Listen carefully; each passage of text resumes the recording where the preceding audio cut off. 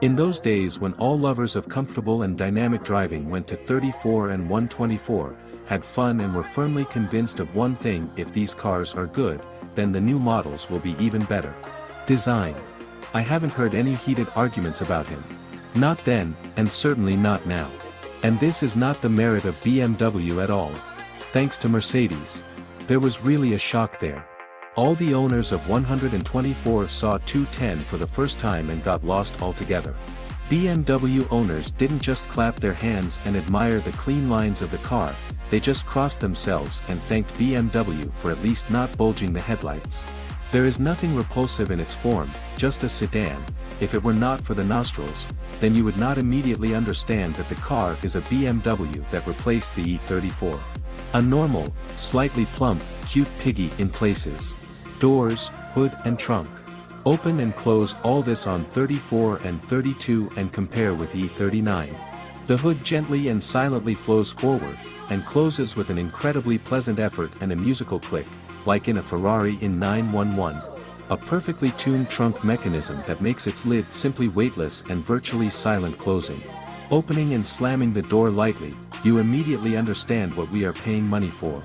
In the 34 body, you cannot go anywhere, but just open it all, close it, clap and get an incredible buzz from it all. At 39, the hood just falls with a wild roar. Closing the trunk after E34, you worry that the number would not fall off from the car. The doors are slamming. But in a completely different way. Salon. From the outside, everything looks much more expensive than in E34, the options that have appeared make it much more convenient, and even by modern standards it is good. According to the set of options, 39 is ideal for me. It has everything I need and there is nothing superfluous that I don't like in E60. The perfect climate. I missed this so much in E34, there is an excellent air conditioner with a stove, but the climate always blew at my feet and it was impossible to turn it off. Parking sensors, perfectly calibrated rain sensor and xenon. And no more is needed. Comfortable seats. This option has driven all BMW lovers crazy. The people were ready for anything for her.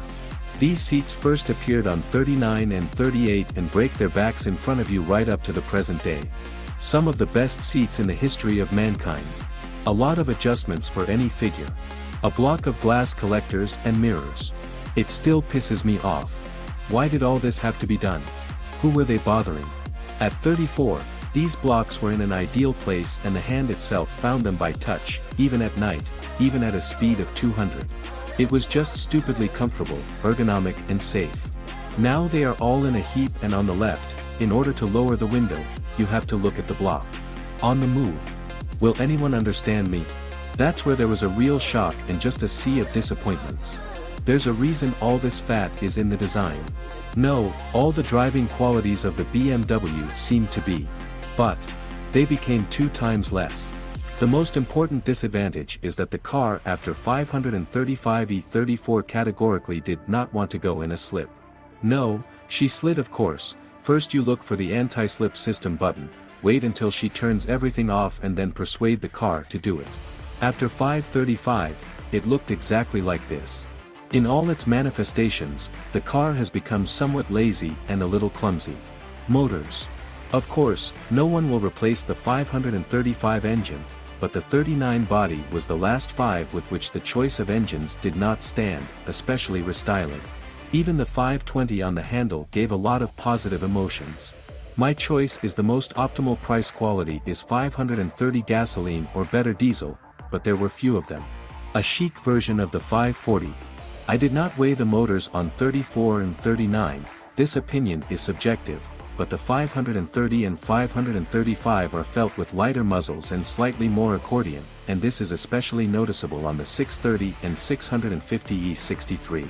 But the 540 just adds a ton of solidity, and on the highway it is stunningly stable and reinforced concrete unshakable. If you are aiming for the 540, you should always have a set of rear wheels in your garage. M5E39. What kind of hoods and door handles are there?